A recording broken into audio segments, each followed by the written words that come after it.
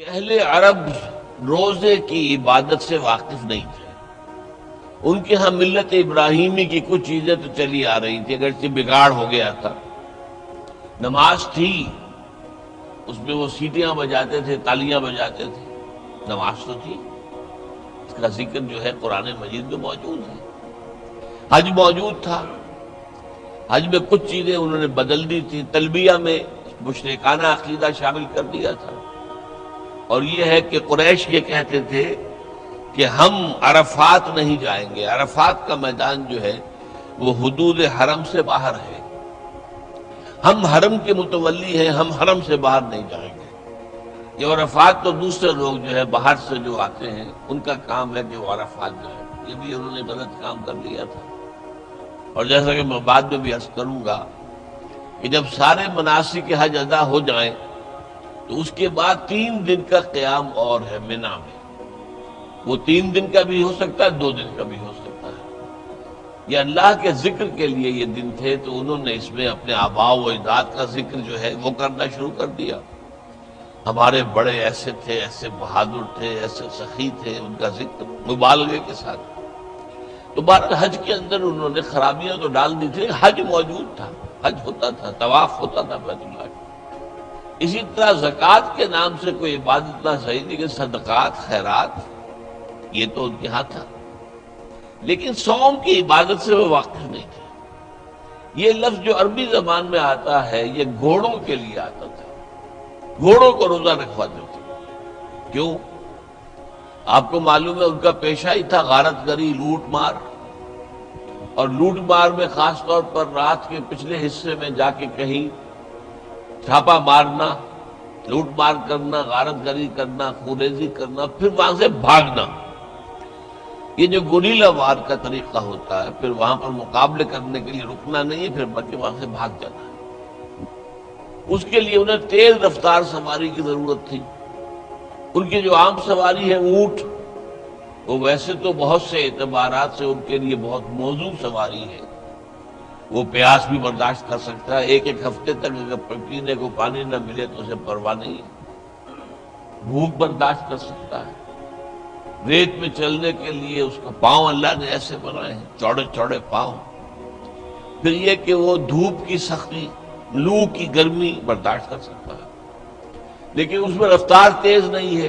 تیز رفتاری کے لیے گھوڑا چاہیے، اور گھوڑا نازک مزاج جانور ہے، وہ بھوک اور پیاس برداشت نہیں کر سکتا، گرمی اور لو کی حدت اور شدت برداشت نہیں کر سکتا۔ اسے عادی بنانے کے لیے روزہ رکھواتے تھے۔ بھوکا رکھا، کھانا پینا اس کا بند کر دیا، چارہ ڈالنا بند کر دیا، پانی پلانا بند کر دیا۔ پھر جب لو چلتی تھی تو اس کا رخ منہ جو ہے لو کی طرف کر کے، اور پھر وہ بدو کھڑا ہو جاتا تھا، اپنا منہ اور اپنا سر تو ڈھانپ لیتا تھا اپنے غترے کے اندر، لیکن وہ گھوڑے کا منہ رکھتا تھا سیدھا لو کی طرف، تاکہ اس کو لو برداشت کرنے کا مادہ اس کو پیدا ہو۔ اس کو کہتے تھے روزہ، یہ جو ہے ہمارا گھوڑا جو ہے روزے سے۔ تو ہمیں قرآن مجید میں جو مکی قرآن ہے، مکی صورتیں، یہ 2/3 تقریباً بنتی ہیں پورے قرآن کا، اس میں کہیں صوم کا ذکر نہیں ہے۔ ایک جگہ برسبیل تذکرہ حضرت مریم علیہ السلام کے ذکر میں ہے کہ جب ولادت ہو گئی ہے اور حضرت مسیح کو اب لے کر انہیں آبادی میں جانا تھا، وہ تو ایک بالکل ویران جگہ میں جا کر انہوں نے وہ سارا جو شدت ہے وضع حمل کی وہ برداشت کی، اس لیے کہ شادی تو ان کی ہوئی نہیں تھی، تو اب یہ بچہ کہاں سے آ گیا؟ تو اب وہ بہت پریشان تھے کہ میں کیا کروں گی، کیا کہوں گی، اس بچے کو لے جاؤں گی۔ تو قرآن مجید میں سورہ مریم میں ہے کہ یا تو فرشتے نے پکار کر کہا یا اسی بچے نے پکار کر کہا، گھبرائیں نہیں۔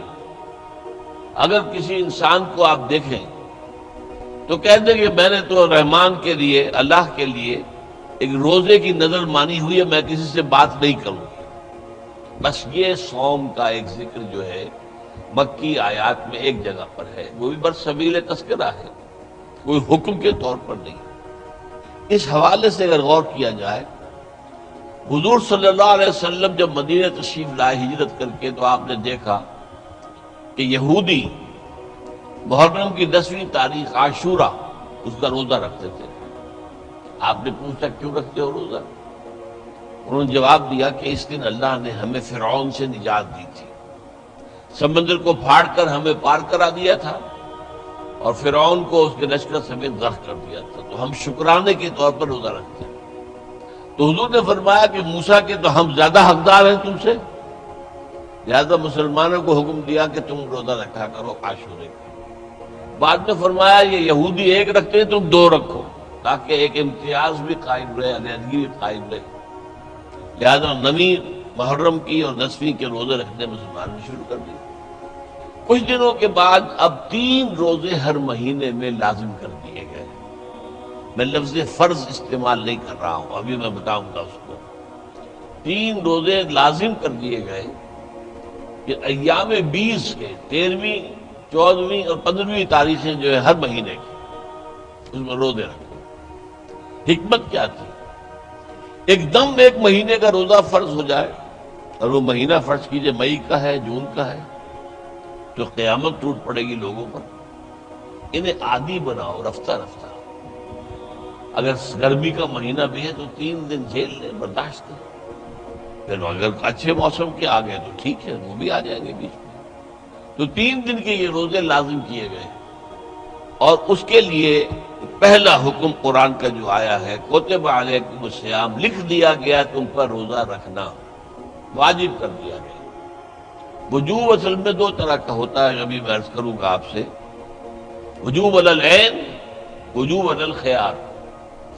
یہ جو روزہ واجب کیا گیا کتب علیکم الصیام کما کتب علی الذین من قبلکم، جیسے کہ روزہ رکھنا لکھ دیا گیا تھا، فرض کیا گیا تھا ان لوگوں پر کہ جو تم سے پہلے ہو گزرے، تمام امتوں پر روزہ جو ہے وہ لازم رہا ہے، لعلکم تتقون، تاکہ تمہارے اندر تقویٰ پیدا ہو جائے۔ جو اس میں حکمت صوم کا جو ذکر ہے وہ میں بعد میں بیان کروں گا، ابھی میں صرف اس پہلو سے گفتگو کر رہا ہوں کہ میری رائے میں اور مولانا انور شاہ کشمیری رحمۃ اللہ علیہ کی رائے میں اور امام راضی کی رائے کے روح سے بہت سے جو سلف کے اندر تابعین ہیں ان کی رائے میں یہ حکم روزے کا رمضان کا نہیں ہے بلکہ ایام 20 کا ہے، اس لیے کہ آگے فرمایا ایام معدودات، گنتی کے چند دن ہیں۔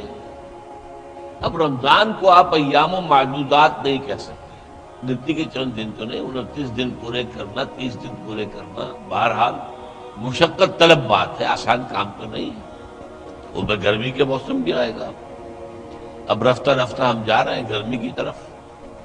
ایام و معدودات، اب یہ ایک طریقہ ہے تشویق کا، ترغیب۔ دیکھو بھائی فکر نہ کرو، ہمت کرو، گنتی کے چند دن ہے نا۔ اس میں بھی رعایت کی رکھی، فمن کان منکم مریضا او علی سفر فعدۃ من ایام اخر، جو کوئی تم میں سے سفر پر ہو یا مریض ہو تو وہ تعداد پورے دنوں میں کر لے، دوسرے دنوں میں کر لے، یعنی قضا دے دے۔ 13ویں 14ویں اور 15ویں میں کسی تاریخ کو روزہ نہیں رکھ سکا، یا کسی مہینے میں 3 روزے جو ہیں کسی سفر میں نکل گئے، تو بقیہ دنوں میں وہ 3 روزے رکھ کر اس کی قضا دے دیں۔ وعلی الذین یطیقونہ، اور وہ لوگ کہ جنہیں طاقت ہو وہ رکھ سکتے ہوں، نہ سفر پر ہے نہ مریض ہے، فدیۃ طعام مسکین، اگر وہ روزہ نہ رکھے تو اس کا فدیہ ہے 1 مسکین کا کھانا کھلا دینا۔ ایک رعایت اور رہ گئی، 2 رعایتیں ہو گئی، بیمار ہو سفر پر ہو تو قضا کر لو دوسرے دنوں میں، اور اگر کسی وجہ سے طبیعت بالکل نہیں مان رہی، طبیعت آمادہ ہی نہیں ہے، روزہ رکھنے پر طبیعت جو ہے کسی طور سے آمادہ نہیں ہو رہی، تو اس کا ایک فدیہ ہے، اس کا ایک کفارہ ہے، 1 مسکین کو کھانا کھلا دو۔ فمن تطوع خیرا فهو خیر اللہ، اور جو کوئی اپنی مرضی سے زیادہ خیر کمائے، 1 کے بجائے 10 مسکینوں کو کھانا کھلائے، تو یہ اس کے لیے بہتر ہے، اس کو زیادہ اجر و ثواب ملے گا۔ وَأَن تَصُومُوا خَيْرٌ لَكُمْ، اور اگر تم روزہ رکھو تو اسی میں تمہارے لیے بہتری ہے، ان کنتم تعلمون، اگر تم سمجھتے ہو۔ اب یہ الفاظ جو ہے خود بول رہے ہیں، ترغیب ہے، ان تصوموا خیر لکم، اگر تم روزہ رکھو تو یہ بہتر ہے، فائدہ نہ اٹھاؤ جو تمہیں دوسری رعایت دی جا رہی ہے کہ روزہ نہ رکھو تو اس کا فدیہ جو ہے ایک مسکین کا کھانا کھلا دینا، اس سے فائدہ نہ اٹھاؤ، اسی میں بہتری ہے۔ پھر ایام و معدودات میں نے آپ سے عرض کیا، گنتی کے چند دن۔ اب اصول قرآن مجید کا یہ ہے، القرآن یفسر بعضہ بعضا، قرآن کا ایک حصہ دوسرے حصے کی تفسیر بیان کرتا ہے۔ یہ ایام و معدود کا کے الفاظ آئے ہیں دو ہی رکوعوں کے بعد حج کے ضمن میں۔ حج کے ضمن میں جیسا کہ میں نے ابتدا میں بھی عرض کیا تھا، جب تمام مناسک حج ادا ہو گئے، وقوف عرفہ بھی ہو گیا، مزدلفہ بھی ہو گیا، پھر قربانی بھی ہو گئی، حلق بھی ہو گئی، رمی ہو گئی، یہ سارے جو ہے تمام جو مناسک ہیں وہ پورے ہو گئے۔ اب 2 دن یا 3 دن قیام کرو منا میں اللہ کے ذکر کے لیے۔ چنانچہ ان رکوع میں فرمایا گیا، فَإِذَا قَضَيْتُم مَّنَاسِكَكُمْ فَاذْكُرُوا اللَّهَ كَذِكْرِكُمْ آبَاءَكُمْ أَوْ أَشَدَّ ذِكْرًا۔ جب تمام مناسک کے حج ادا ہو جائیں، پورے ہو جائیں، تو پھر اب اللہ کا ذکر کرو اتنا شدت کے ساتھ، بلکہ زیادہ شدت کے ساتھ جس کے ساتھ تم اپنے آباء و اجداد کا ذکر کرتے تھے۔ یہ خرابی انہوں نے کر لی تھی، بجائے اللہ کی یاد کے، اللہ کے ذکر کے، اللہ کی عظمت کے بیان کے، اللہ کے انعامات اور احسانات کے تذکرے کی بجائے وہ اپنے بڑے لوگوں کے جو ہیں اوصاف اور ان کا کردار اور ان کے کارنامے اور ان کی سخاوت، ان کی شجاعت، ان کی بہادری، یہ اس کا صدقہ کرو۔ تو فرمایا نہیں، فاذکروا اللہ کذکرکم آباءکم او اشد ذکرا، تو اللہ کا ذکر کیا کرو جیسے کہ اپنے آباء و اجداد کا ذکر کرتے رہے ہو، بلکہ اس سے بھی زیادہ۔ آگے چل کر فرمایا وَاذْكُرُوا اللَّهَ فِي أَيَّامٍ مَّعْدُودَاتٍ، وہی الفاظ آ گئے، ذکر کرو اللہ کا گنتی کے چند دنوں میں۔ فَمَن تَعَجَّلَ فِي يَوْمَيْنِ فَلَا إِثْمَ عَلَيْهِ، جو کوئی 3 دن پورے کرنے کی بجائے 2 دن پورے کر کے چلا آیا، اس پر بھی کوئی گناہ نہیں ہے۔ وَمَن تَأَخَّرَ فَلَا إِثْمَ عَلَيْهِ، اور جس نے مؤخر کیا اور پورے 3 دن وہاں پر لگائے، اس میں بھی کوئی گناہ نہیں ہے۔ اب یہاں 2 یا 3 دن کے لیے آ رہا ہے ایام معدودات، اسی طریقے سے جو فرمایا ایام معدودات، فمن کان منکم مریضا او علی سفر فعدۃ من ایام اخر، یہ ہے در حقیقت اس روزے کا پہلا حکم، ایام 20 کے 3 روزے۔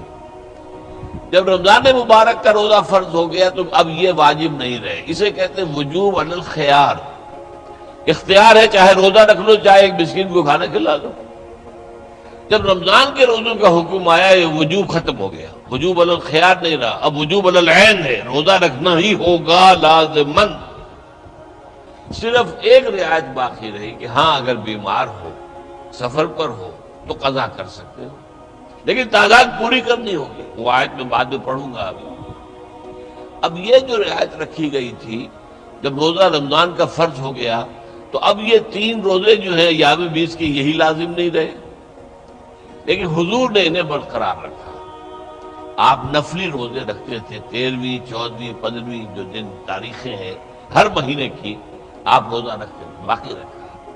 اور بھی جو لوگ جن کو اللہ تعالیٰ کا قرب جو ہے زیادہ پیارا ہے، روحانیت سے جنہیں زیادہ دلچسپی ہے، وہ نفلی روزے بھی رکھتے ہیں، ہفتے میں 2 روزے، پیر کا روز اور جمعرات کے روز، اور مہینے میں پھر 3، 13ویں، 14ویں اور 15ویں، یہ نفلی روزے۔ یہ رمضان کے روزے تو فرض ہو گئے نا۔